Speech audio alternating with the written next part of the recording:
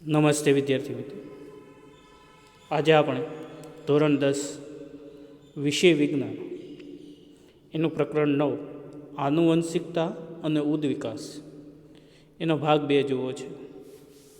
આગળ આપણે ભાગ 1ની ચર્ચા કરેલી છે.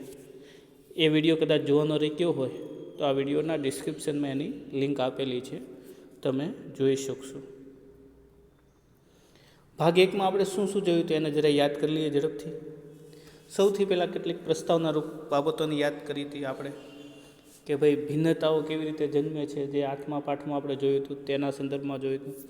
અને આ ભિન્નતાને કારણે જે લિંગી પ્રજનન છે એને કારણે જે ભિન્નતા ઉદ્ભવે છે, ભિન્નતા આપણને કેવી રીતે મદદરૂપ થાય છે અસ્તિત્વ ટકાવી રાખવામાં, એની વાત કરી હતી. પછી આનુવંશિકતા એટલે શું એના સંદર્ભમાં વાત કરી હતી. કોઈ એક સજીવના લક્ષણો છે એની સંતતિ પેઢીમાં ઉતરી આવે એને આપણે આનુવંશિકતા કહીએ છીએ. પછી એના લક્ષણો માટે, આનુવંશિક લક્ષણો માટે મેન્ડલના પ્રયોગો, 2 પ્રકારના પ્રયોગો આપણે જોયા. એકમાં ખાલી એક જ વિકલ્પવાળું લક્ષણ લઈને મેન્ડલે પ્રયોગ કર્યો હતો, વટાણાના છોડનો, ઊંચા છોડ અને નીચા છોડવાળો પ્રયોગ. અને બીજો પ્રયોગ હતો એમાં 2 વિકલ્પોવાળા લક્ષણો હતા, ગોળ અને લીલા, ખરબચડા અને પીળા, એવા 4 પ્રકારના જુદા જુદા લક્ષણોવાળા છોડ વચ્ચે પરફલન અને સ્વફલન કરાવીને મેન્ડલે પ્રયોગ કર્યો હતો. અને એવું તાર્યું હતું કે 4 લક્ષણો છે એ સ્વતંત્ર રીતે આનુવંશિક થાય છે. પછી આપણે જોયું હતું કે આ આનુવંશિક લક્ષણો પોતાની જાતે કેવી રીતે અભિવ્યક્ત થાય છે, કે ડીએનએની પ્રતિકૃતિ બને છે. આ ડીએનએની પ્રતિકૃતિ બંને તરફથી, માતા તરફથી અને પિતા તરફથી મળે છે. પરંતુ ત્યાં ફેરફાર એટલો થાય છે કે બાકીના જે કોષોમાં રંગસૂત્રોની સંખ્યા બમણી હોય એ જનન કોષોમાં રંગસૂત્રોની સંખ્યા અડધી થઈ જાય, અથવા તો ડીએનએની સંખ્યા અડધી થઈ જાય છે. જેને કારણે જે સંતતિ છે એમાં ડીએનએની સંખ્યા પુનઃ સ્થાપિત થઈ જાય, અથવા તો પુનઃ 2 જે સંખ્યા હોવી જોઈએ મળી જાય છે. પછી આપણે જોયું હતું લિંગ નિશ્ચયન, કે જે ભ્રૂણ છે, ગર્ભ છે, એની જાતિ કેવી બનશે, નર બનશે કે માદા, એ નક્કી કરવાની જે પદ્ધતિ છે એને આપણે લિંગ નિશ્ચયન કહીએ છીએ. આપણે એવું પણ જોયું હતું કેટલાક પ્રાણીઓમાં તાપમાનમાં ફેરફાર થવાથી એને લિંગ બદલાઈ જાય છે. ગોકળગાય અથવા તો સ્નેલ નામનું જે પ્રાણી છે એ પોતાનું લિંગ જાતે બદલી શકે છે, એટલે એ આનુવંશિક નથી. અને મનુષ્યમાં આ લિંગ નિશ્ચયન છે એ આનુવંશિક છે, કારણ કે મનુષ્યમાં 22 જોડ રંગસૂત્રો સ્ત્રી અને પુરુષમાં સમાન હોય છે. 23મી જોડ છે એ પુરુષમાં XY હોય છે અને સ્ત્રીમાં XX હોય છે. એટલે જ્યારે X રંગસૂત્ર ધરાવતો શુક્રકોષ સ્ત્રીના અંડકોષનું ફલન કરે ત્યારે જે ગર્ભ છે એ માદામાં પરિણમે, અને પુરુષનો Y રંગસૂત્ર ધરાવતું શુક્રકોષ જ્યારે અંડકોષનું ફલન કરે ત્યારે એ ગર્ભ છે એ નર બને. આ બધી બાબતોની આપણે ભાગ 1માં ચર્ચા કરી હતી. આજે આપણે શું શું શીખવું છે એને જોઈ લઈએ. સૌથી પહેલાં જોવું છે ઉપાર્જિત તેમજ આનુવંશિક લક્ષણો વિશે. પછી ઉદ્વિકાસ અને વર્ગીકરણ કેવી રીતે જોડાયેલા છે એની વાત કરીશું. પછી ઉદ્વિકાસીય સંબંધો કેવી રીતે શોધી શકાય એના 2 ઉદાહરણો છે. એક રચનાની દૃષ્ટિએ સમાન હોય એવા અંગો અને એક કાર્યની દૃષ્ટિએ સમાન હોય એવા અંગો. પછી આ બધી આપણને જાણકારી કેવી રીતે મળી એના સંદર્ભમાં અશ્મિ અને જીવાશ્મોની ચર્ચા કરીશું. પછી ઉદ્વિકાસના જુદા જુદા તબક્કાઓ વિશે વાત કરીશું. અને છેલ્લે માનવ ઉદ્વિકાસ કેવી રીતે થયો, માનવી કેવી રીતે ઉદ્વિકાસ પામ્યો એની આપણે ચર્ચા કરીશું. સૌથી પહેલાં આપણે જોઈએ ઉપાર્જિત અને આનુવંશિક લક્ષણો. કોઈ વ્યક્તિના જીવનકાળમાં પ્રાપ્ત કરેલ અનુભવ જનીનકોષના ડીએનએમાં ફેરફાર લાવી શકતા નથી, એટલા જ માટે તેને જૈવ ઉદ્વિકાસ કહી શકાય. તમને એમ થાય કે આ શું છે? કોઈ વ્યક્તિએ જીવનકાળમાં પ્રાપ્ત કરેલ અનુભવ, એનું ઉદાહરણ આપ્યું છે કે લાંબા સમય સુધી કોઈ પ્રાણી છે એ દુષ્કાળનો સામનો કરે અને એને કારણે ઘણો બધો સમય એને ભૂખ વેઠવી પડે અને એને કારણે એના વજનમાં ઘટાડો થાય, તો આ વજનમાં ઘટાડાનું લક્ષણ છે એ આનુવંશિક ન થાય, એટલે કે એની સંતતિમાં પણ પાછું વજન ઘટીને આવે એવું બને નહીં, કારણ કે એ પર્યાવરણીય ફેરફાર છે, જાનીનિક ફેરફાર નથી, એટલે જૈવ ઉદ્વિકાસ નથી. બીજું ઉદાહરણ છે કે ભાઈ આપણે પૂંછડીવાળા ઉંદરોનું સંવર્ધન કરીએ, એટલે એનો વિકાસ કરીએ, તો આગળની પેઢીમાં પૂંછડી હશે એવું આપણે અનુમાન કરી શકીએ. પણ હવે આપણે કેટલીક પેઢીઓ સુધી, 7, 8, 10 પેઢીઓ સુધી સતત આપણે પૂંછડી છે એની કાપી નાખીએ, તો એવું નથી બનતું કે એની પછીની પેઢી છે એ પૂંછડી વગરની જન્મે. બરાબર સમજો. કોઈ એક ઉંદરની આપણે 8-10 પેઢી સુધી પૂંછડી કાપી નાખીએ તો એવું નથી બનતું કે 11મી કે 12મી પેઢીના ઉંદર છે એ પૂંછડી વગરના જન્મે, કારણ કે એ પર્યાવરણીય ફેરફાર છે, જનીનિક ફેરફાર નથી. એટલે કોઈ વ્યક્તિના કે પ્રાણીના જીવનકાળ દરમિયાન એને જે પ્રાપ્ત કરેલ અનુભવ હોય એ એના ડીએનએમાં ફેરફાર લાવી શકતા નથી, એટલે એ જૈવ ઉદ્વિકાસ નથી. આ બાબત કહેનાર હતો ચાર્લ્સ ડાર્વિન, જેને ઉદ્વિકાસનો પિતા અથવા તો પ્રણેતા કહેવામાં આવે છે. ચાર્લ્સ ડાર્વિન 1809 થી 1882 વચ્ચે છે. એ 22 વર્ષના હતા ત્યારે એમને સાહસિક રીતે સમુદ્રી યાત્રા કરી હતી એ સમયમાં, અને 5 વર્ષોમાં તેણે દક્ષિણ અમેરિકા અને એના વિવિધ ટાપુઓની યાત્રા કરી. અને આ યાત્રા કરવાનો ઉદ્દેશ્ય માત્ર એટલો હતો કે પૃથ્વી ઉપર જે જૈવ વિવિધતા છે, જુદા જુદા પ્રાણીઓ છે, સજીવો છે, એના સ્વરૂપ વિશે જ્ઞાન પ્રાપ્ત કરવાનું. અને એમને જે એ સમયે જ્ઞાન પ્રાપ્ત કર્યું એટલે એ સમયનો જે આખો એમની સજીવો તરફ જોવાની જે આપણી દૃષ્ટિકોણ હતો એને બદલી નાખ્યો. એમને પ્રાકૃતિક પસંદગી દ્વારા જૈવ વિકાસનો સિદ્ધાંત આપ્યો. એણે એવું કીધેલું કે કુદરતી રીતે આ ફેરફાર થાય છે ને એને કારણે નવા નવા સજીવો છે એ વિકસે છે, ઉદ્વિકાસ પામે છે. સાથે સાથે તેઓ પ્રકૃતિ શાસ્ત્ર પણ હતા. એમની એક શોધ એવી પણ હતી કે ભાઈ જમીનને ફળદ્રુપ રાખવા અળસિયાની ભૂમિકા મહત્ત્વની છે. એટલે ઉત્ક્રાંતિવાદ અથવા તો ઉદ્વિકાસવાદના એ પ્રણેતા અને પિતામહ ગણાય છે ચાર્લ્સ ડાર્વિન. ડાર્વિનના સિદ્ધાંતે આપણને સમજાયું કે પૃથ્વી પર સરળ સજીવોમાંથી જટિલ સ્વરૂપવાળા સજીવનો વિકાસ કર્યો હતો.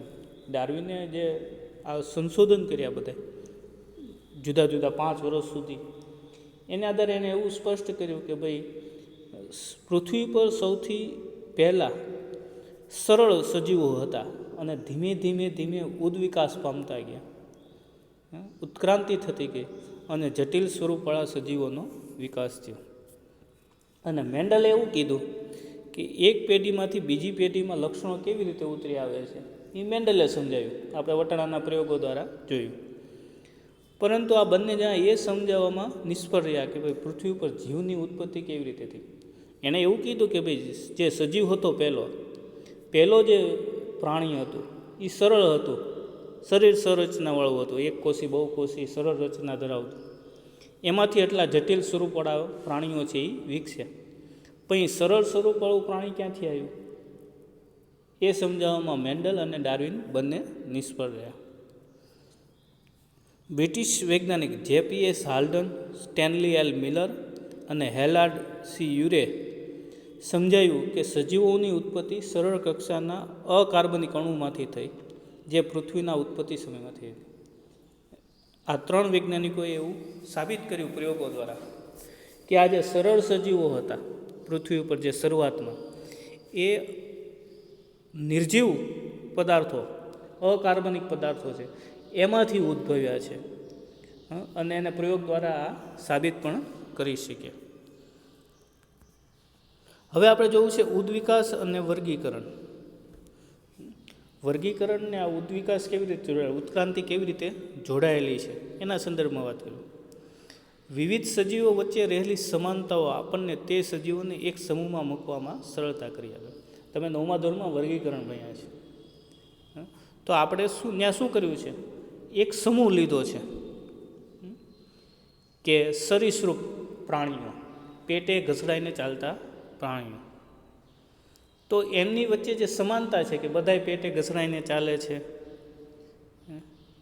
એમની ચામડી છે એ ભીંગડાવાળી હોય, મોટે ભાગે દરવાસી હોય, આવી જે એમની સમાનતા છે એને કારણે આપણે એને એક સમૂહમાં મૂકવા માટે સરળતા થઈ જાય છે. અને પછી એનો વિગતવાર અભ્યાસ કરવા માટે અવસર મળે. આપણને કેટલાક સામાન્ય ગુણધર્મો એના મળી જાય, સામાન્ય લક્ષણો મળી જાય, પછી આપણે વિગતે કોઈ એક પ્રાણી વિશે જાણવું હોય તો આપણે જાણી શકીએ છીએ. તમારી સામે એક 9મા ધોરણનો જે વર્ગીકરણનો ચાર્ટ હતો એ જ મૂક્યો છે કે સૌથી પહેલાં સજીવોનું વર્ગીકરણ કેવી રીતે કર્યું આપણે, તો કે આદિ કોષ કેન્દ્રીય અને સુકોષ કેન્દ્રીય, એટલે જેનામાં કોષ કેન્દ્ર છે પણ વિકસિત નથી એવા, અને જેમાં કોષ કેન્દ્ર વિકસિત છે એવા, આ બે સજીવો. બરાબર.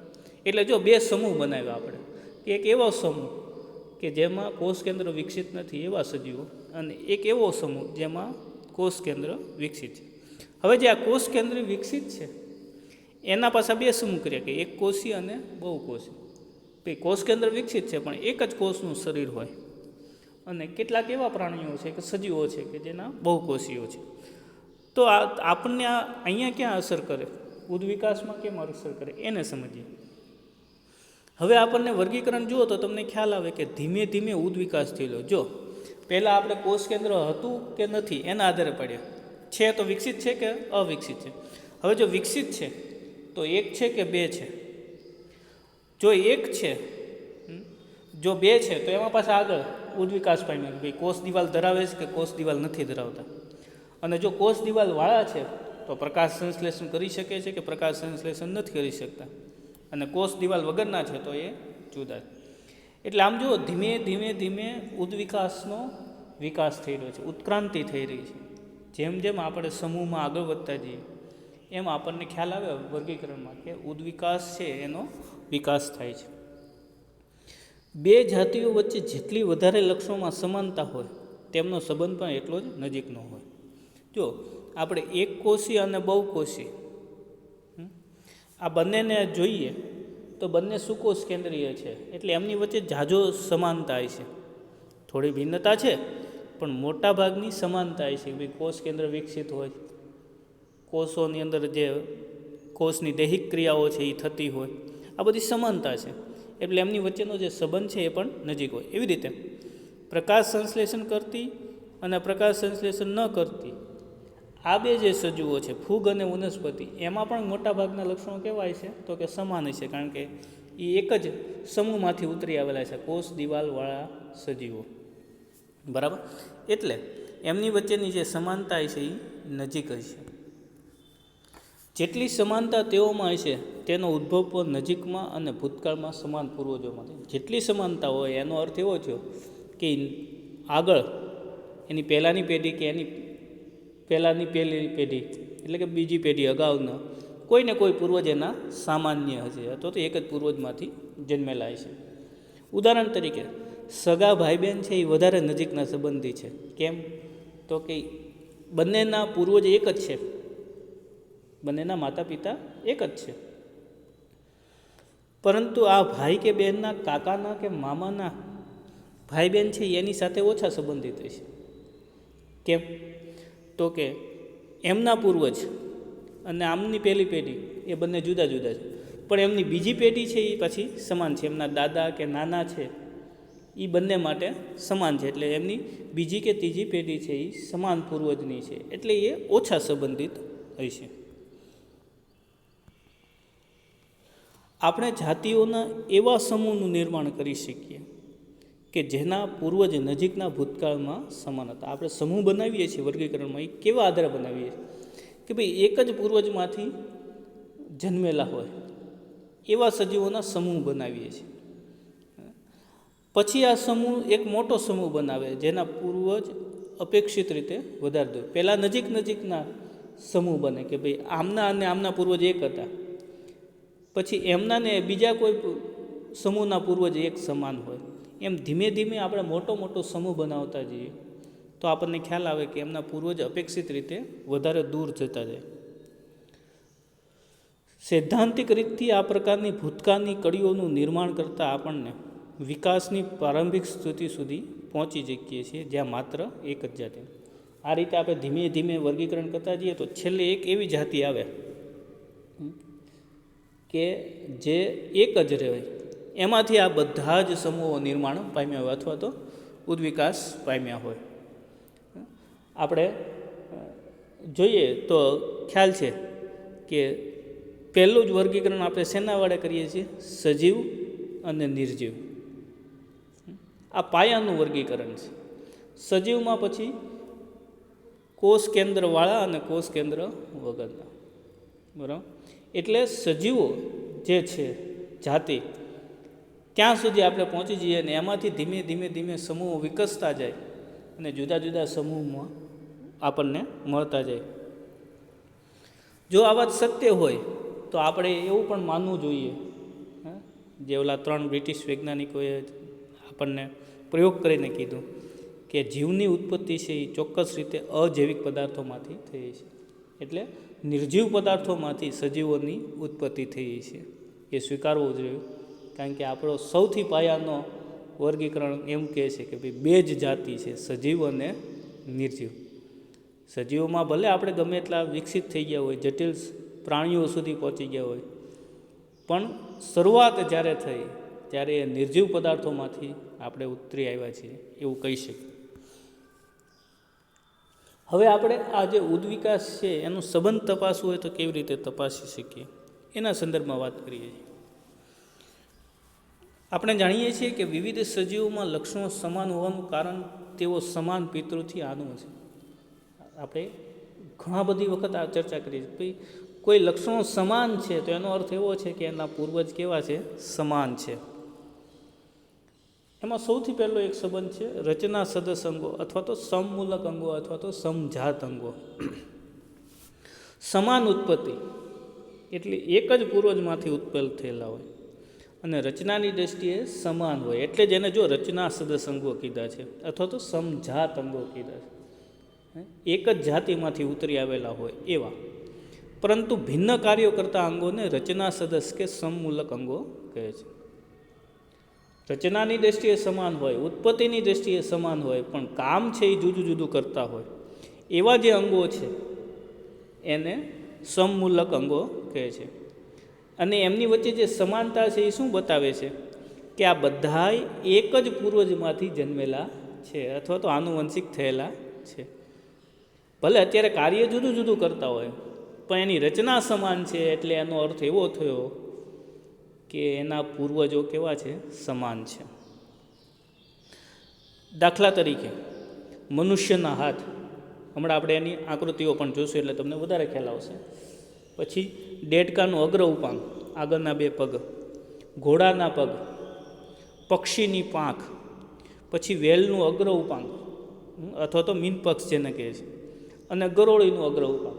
આ બધાયની આંતરિક રચના છે એ સમાન છે.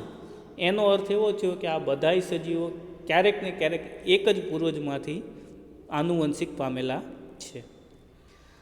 આ પ્રાણીઓમાં અગ્ર ઉપાંગની ઉત્પત્તિ સામાન્ય પૂર્વજમાંથી થયેલી છે.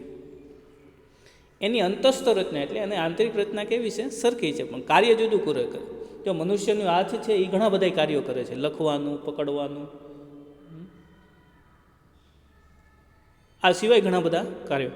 પછી દેડકાના અગ્ર ઉપાંગ છે એને કૂદવામાં મદદરૂપ થાય, ઘોડાનો પગ છે એ દોડવામાં મદદરૂપ થાય છે, પક્ષીની પાંખ છે એને ઉડવામાં મદદરૂપ થાય છે, વેલનું જે અગ્ર ઉપાંગ છે એટલે કે મીનપક્ષ છે એને તરવામાં મદદરૂપ થાય, અને ગરોળીનું અગ્ર ઉપાંગ છે એને દિવાલ સાથે જકડી રાખવામાં મદદરૂપ થાય. આમ બધાયનું કાર્ય જુદું જુદું છે પણ રચના કેવી છે? સમાન. આપણે જોઈએ, જો આ મનુષ્યના હાથની આંતરિક રચના છે, બરાબર. પછી આ ઘોડાના પગની આંતરિક રચના છે, આ બિલાડીના પગની આંતરિક રચના છે, આ પક્ષીની પાંખની આંતરિક રચના છે, અને આ જે વેલ માછલી છે એનું મીનપક્ષ. જો બધાયમાં 3 હાડકાઓ સરસ રીતે ગોઠવાયેલા છે. 3 હાડકાઓની રચના તમે જુઓ તો એક સમાન જ છે, બરાબર. એટલે આ બધાય ભૂતકાળમાં કોઈ એક જ સામાન્ય પૂર્વજમાંથી જન્મેલા છે એવું કહી શકાય. આ બધાય રચના સદસ અંગો છે અથવા તો સમમૂલક અંગો છે કે રચનાની દૃષ્ટિએ બધાય સરખા છે, કાર્યની દૃષ્ટિએ બધા અલગ અલગ છે. બધાયનું કાર્ય અલગ છે. આપણો હાથ ઘણા બધા કાર્યો કરે છે. ઘોડો છે એનું પગ દોડવાનું કામ કરે, બિલાડીનું પગ છે એને કૂદવામાં અને ચાલવામાં મદદરૂપ થાય છે, પક્ષીની પાંખ છે એને ઉડવામાં મદદરૂપ થાય છે, માછલીનું મીન પગ છે એને તરવામાં મદદરૂપ થાય છે. બીજો એવો સંબંધ છે કાર્ય સદસ અંગોનો અથવા તો સમરૂપ અંગો. દેખાવ સમાન હોય, સમાન કાર્ય કરતા હોય, પણ પાયાની રચના છે એ જુદી જુદી હોય અથવા ભિન્ન હોય, એવા અંગોને કાર્ય સદસ અંગો કહેવાય. જો બરાબર સમજજો, રચના સદસ અંગો એટલે રચનાની દૃષ્ટિએ સમાન હોય અને કાર્ય જુદું જુદું કરતા હોય, અને કાર્ય સદસ અંગોમાં કાર્ય સમાન કરતા હોય પણ રચના છે એ જુદી જુદી હોય.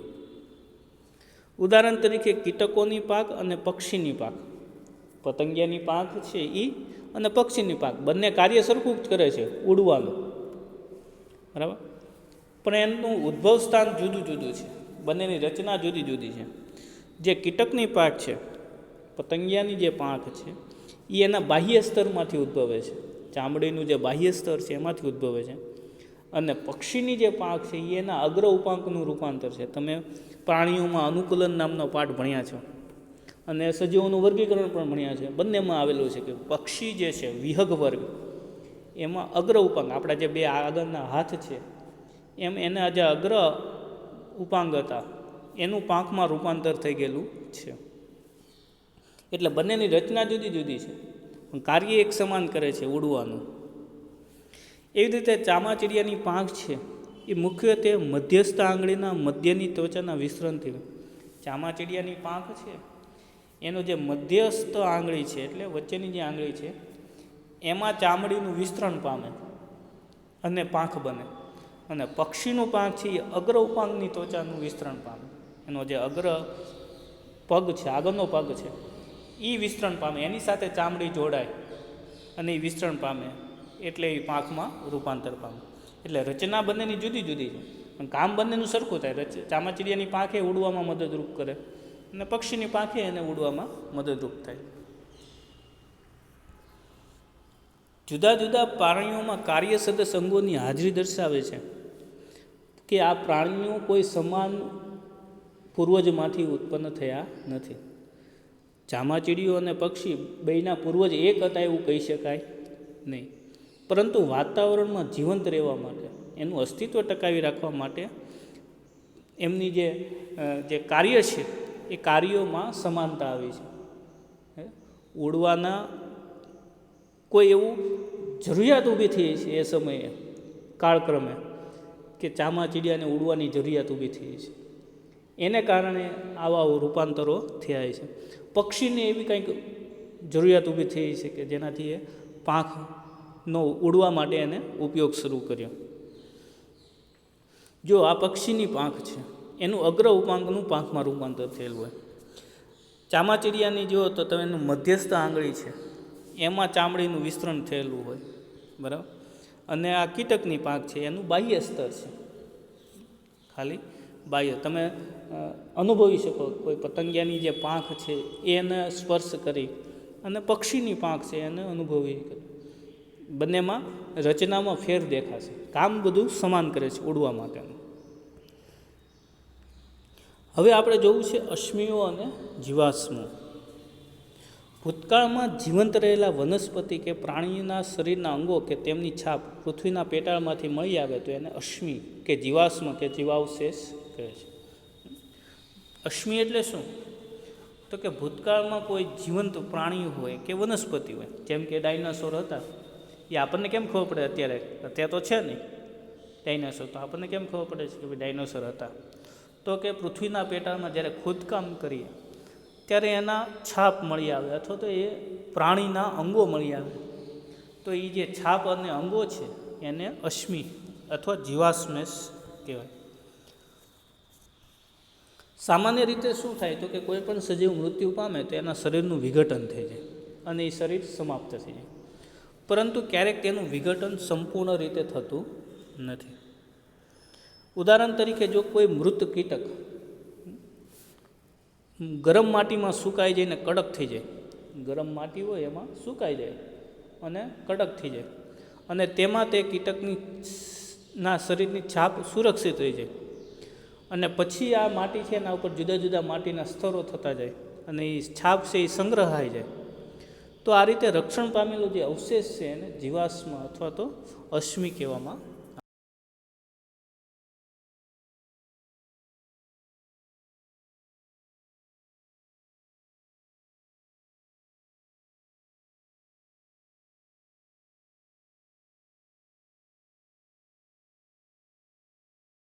જો તમારી સામે કેટલાક અવશેષોના ચિત્રો છે, કેવી રીતે એ અવશેષો આપણને મળતા હોય છે. પહેલું છે માછલી, એના જ્યારે મળી આવ્યો એના આધારે એના ભાગ પાડેલા છે. એ નાઇટિયા સમયનું છે, એ તમે આગળ ભણશો. પછી અપુષ્ઠવંશી પ્રાણીઓ એટલે કે પાયલા છે, પછી બીજા જે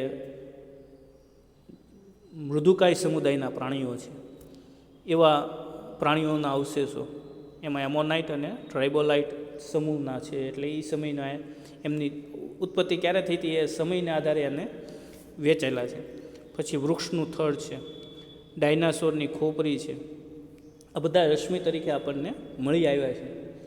એટલે આપણે એવું કહી શકીએ ભાઈ આ બધાય પ્રાણીઓ અગાઉ એનું અસ્તિત્વ આ પૃથ્વી ઉપર હતું. હવે આપણને એ પ્રશ્ન થાય કે ભાઈ આપણે કેવી રીતે જાણી શકીએ કે આ અશ્મિ કેટલા જૂના છે.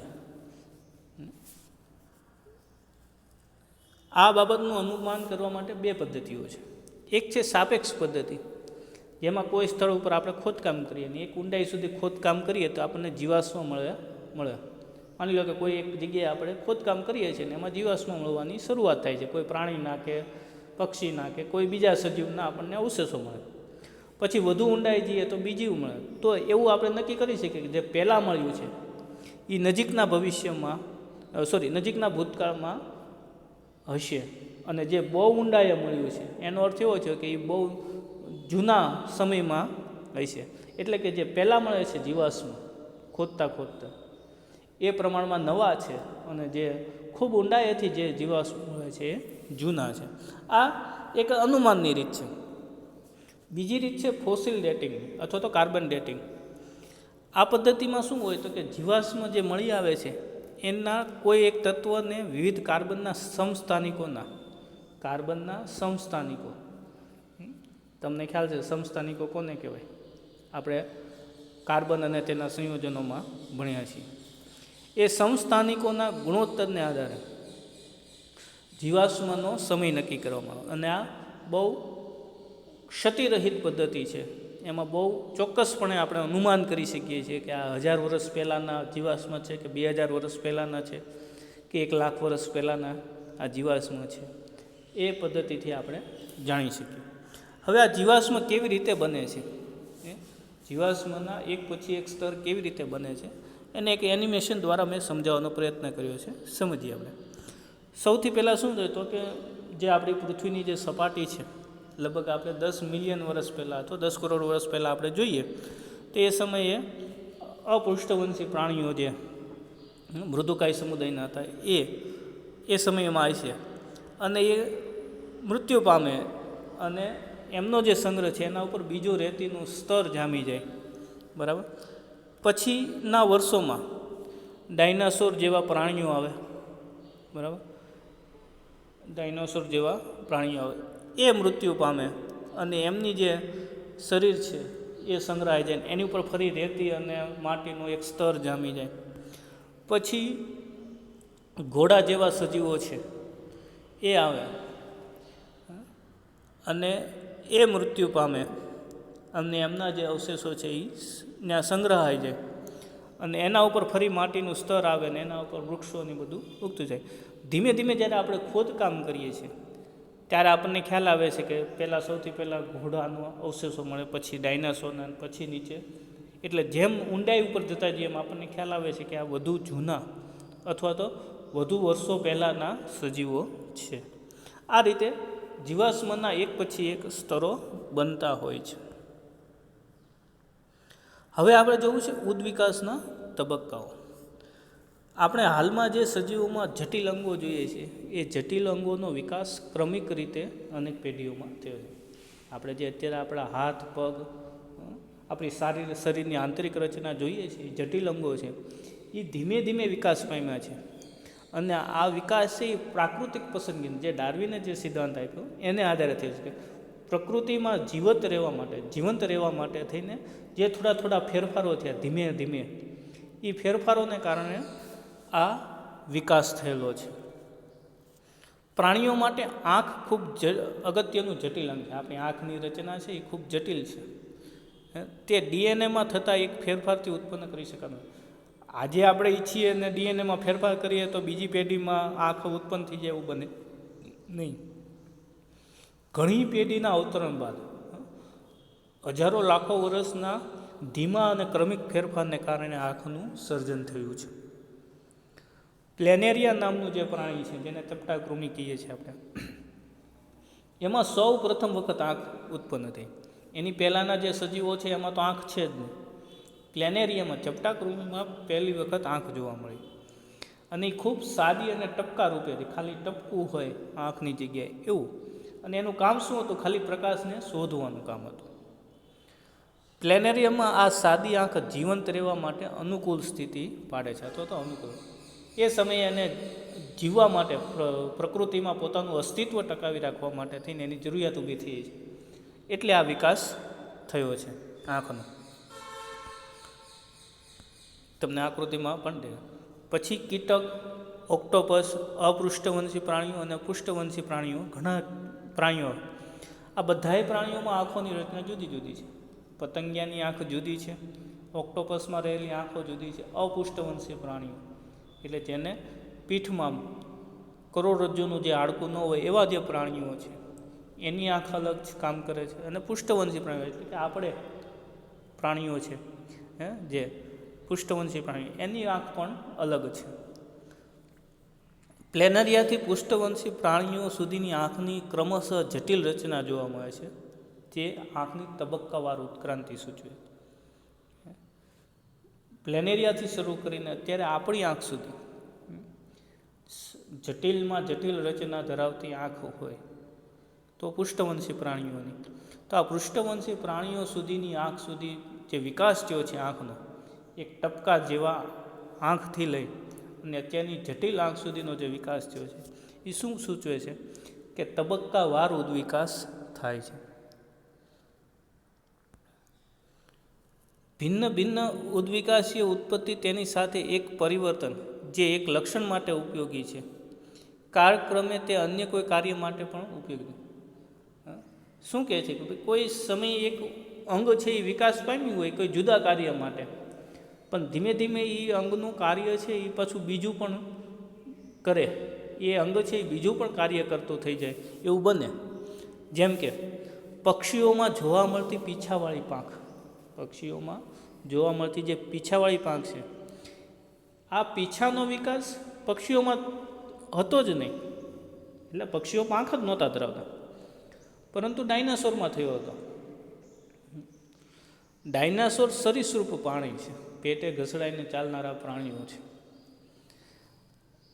કેટલાક ડાયનાસોરમાં પીછાનો વિકાસ ઉડવા માટે નહીં, પરંતુ ઠંડા હવામાન સાથે અવાહક પડ તરીકે થયો. કેટલાક એ સમયના પ્રાકૃતિક ફેરફારોને કારણે કેટલાક ડાયનાસોરમાં પાંખોનો વિકાસ થયો. પણ એ પાંખોનો વિકાસ શેના માટે થયો હતો? તો કે એ સમયના ઠંડા હવામાન સામે રક્ષણ માટે પીછાનું એક આવરણ બનતું હતું અવાહક, જે એના શરીરને ઠંડી સામે રક્ષણ આપતું.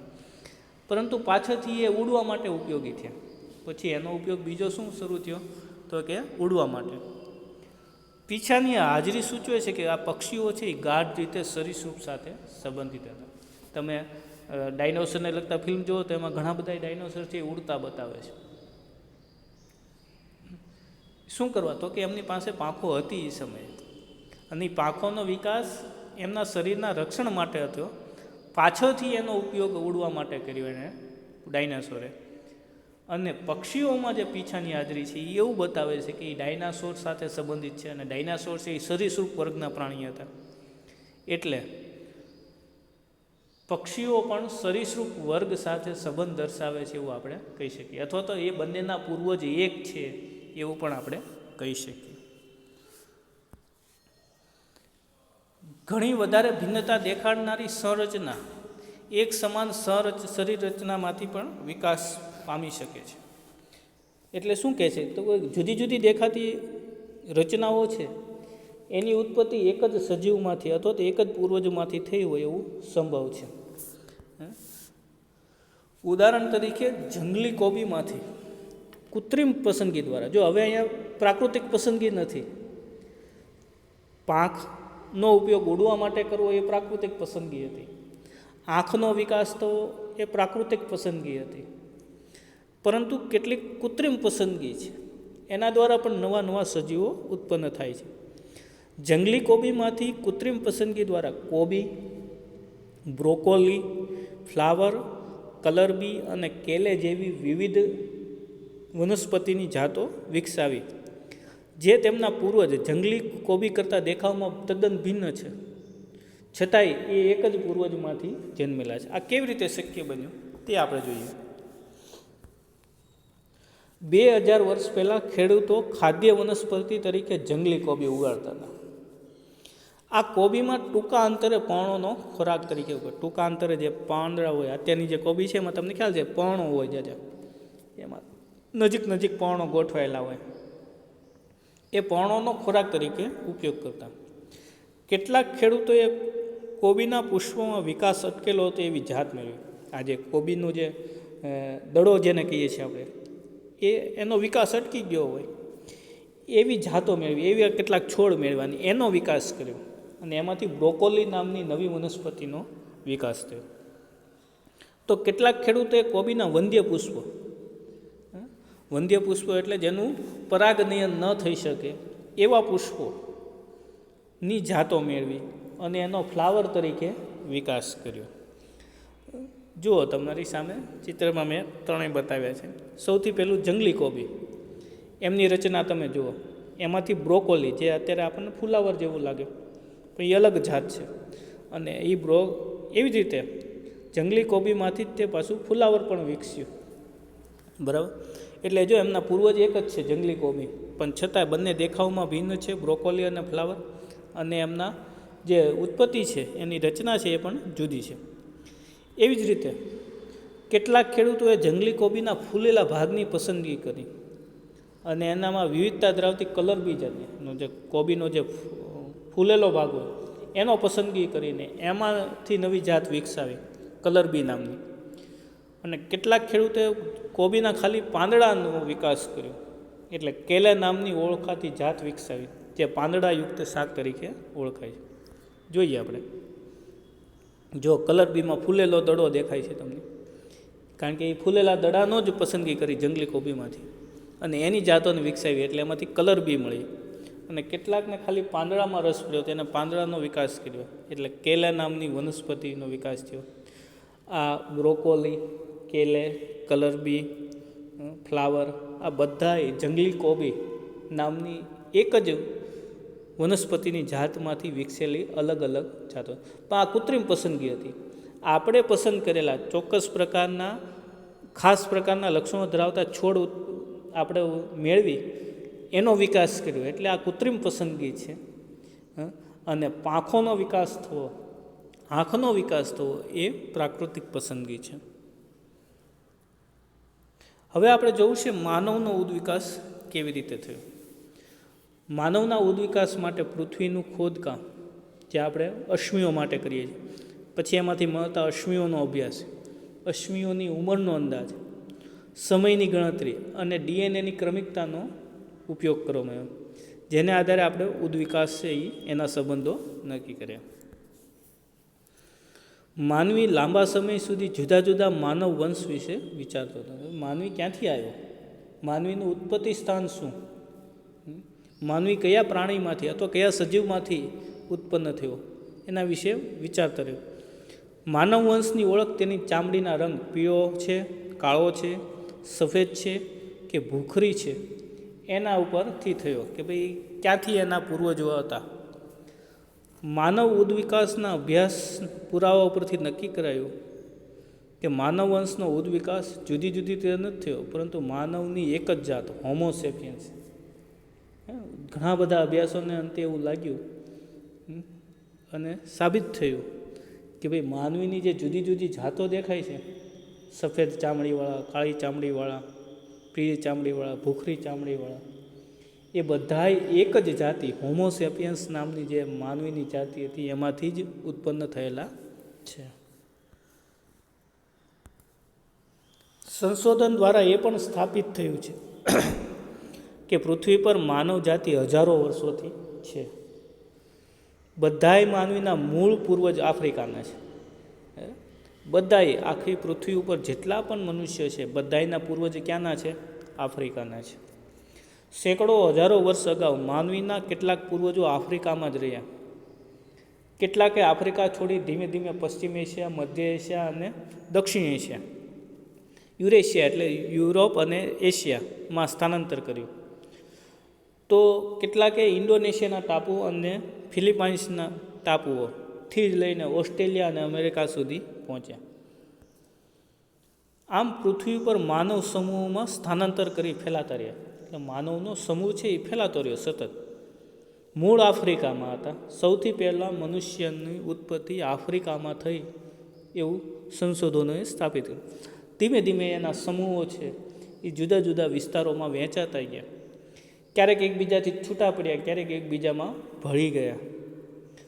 અને ધીમે ધીમે માનવ છે એ બીજી જાતિઓ જેમ બીજા સજીવો છે એ ઉત્ક્રાંતિ પામ્યા, એમ માનવી પણ ઉદ્વિકાસ પામ્યા છે. એને એક ચિત્ર દ્વારા સમજીએ કેવી રીતે માનવીનો ઉદ્વિકાસ થયો.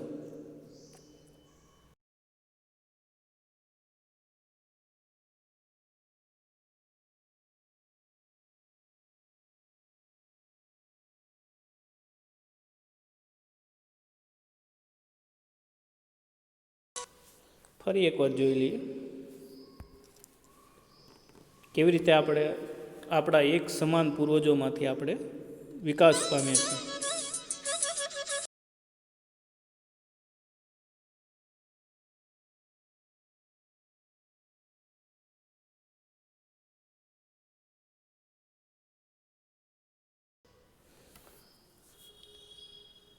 આજે એટલું રાખીશું. અહીંયા આ પાઠ પૂરો થાય છે. હવે પછી આપણે 16મો પાઠ ની ચર્ચા કરીશું. એ પહેલાં આજનું ગુરુ કાર્ય નોંધી લઈએ. એક એકલા સજીવ દ્વારા ઉપાર્જિત લક્ષણ સામાન્યતઃ આગળની પેઢીમાં આનુવંશિકતા પામતો નથી. કેમ? એકલા સજીવ દ્વારા ઉપાર્જિત લક્ષણ એટલે જેનો આપણે ઉપયોગ નથી કરતા. ઓલા ઉંદરની પૂંછડીવાળો, પૂંછડીનો ઉપયોગ નથી થતો છતાંય પૂંછડી તો આવે જ છે. તો આવું કેમ થાય છે? વાઘની સંખ્યામાં ઘટાડો આનુવંશિકતાના દૃષ્ટિકોણથી ચિંતાનો વિષય કેમ છે? વાઘની સંખ્યા ઘટે તો એ આનુવંશિકતાની દૃષ્ટિએ આપણને કેમ ચિંતા કરાવે એવો વિષય છે. બે જાતિઓના ઉદ્વિકાસીય સંબંધને નક્કી કરવા માટેની એક લાક્ષણિકતા, એક એવું લક્ષણ બતાવો કે જે બે જાતિને જોડતા હોય એકબીજા સાથે. એક પતંગિયા અને એક ચામાચડિયાની પાંખને શું સમજાત એટલે સમાન ઉત્પત્તિવાળો અંગ કહી શકાય? કેમ અથવા કેમ નહીં? અશ્મિ શું છે અને તે જૈવ ઉદ્વિકાસની ક્રિયા વિશે શું દર્શાવે છે? આકાર, કદ, રંગ, રૂપમાં આટલી ભિન્ન દેખાતી માનવી એક જ જાતિના સભ્ય છે તેનું કારણ જણાવો. સમરૂપ અને સમજાત અંગોને ઉદાહરણ આપી સમજાવો. જૈવ ઉદ્વિકાસ અને વર્ગીકરણ કઈ રીતે એકબીજા સાથે જોડાયેલા છે એના વિશે વાત કરવાની છે. આજે એટલું રાખીશું. ફરી મંગળવારે આપણે 16મા પાઠની આગળ ચર્ચા કરીશું. આપ સૌનો ખૂબ ખૂબ આભાર.